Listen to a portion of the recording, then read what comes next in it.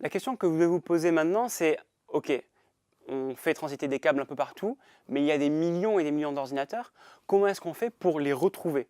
Par exemple, si je vais sur un site web, comment est-ce que mon ordinateur sait quel est l'ordinateur, quel est le serveur qui possède mon site web? C'est justement là l'intérêt des réseaux et toute la magie d'Internet.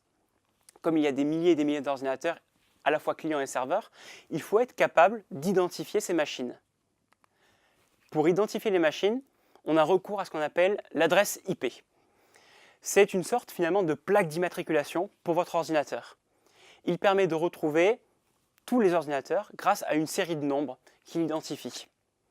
Alors par exemple, si je veux aller sur Google, je peux être amené à taper 205.89.177.26, sa plaque d'immatriculation, et je vais directement récupérer le site web de la page d'accueil de Google. Bien sûr, vous allez me dire, retenir des chiffres comme ça, c'est un peu compliqué.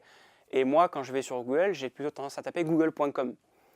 Et c'est justement là qu'entre en jeu le nom dot. C'est un concept qu'on a créé pour justement ne pas avoir à retenir des suites de nombres qui ne sont pas forcément évidentes à retenir pour un humain. C'est ce qu'on appelle ici un nom de domaine qui permet d'associer finalement une IP avec un texte facile à retenir.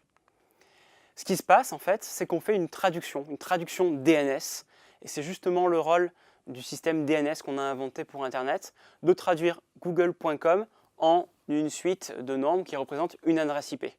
Ce qui vous, en tant qu'humain, vous permet de taper google.com dans votre navigateur, et du coup votre ordinateur c'est OK, google.com, très bien, mais c'est quelle adresse IP? Parce que moi je fonctionne qu'avec des adresses IP.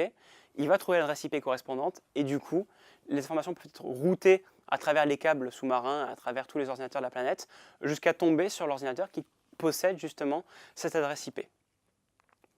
L'identification des machines fonctionne donc comme ça.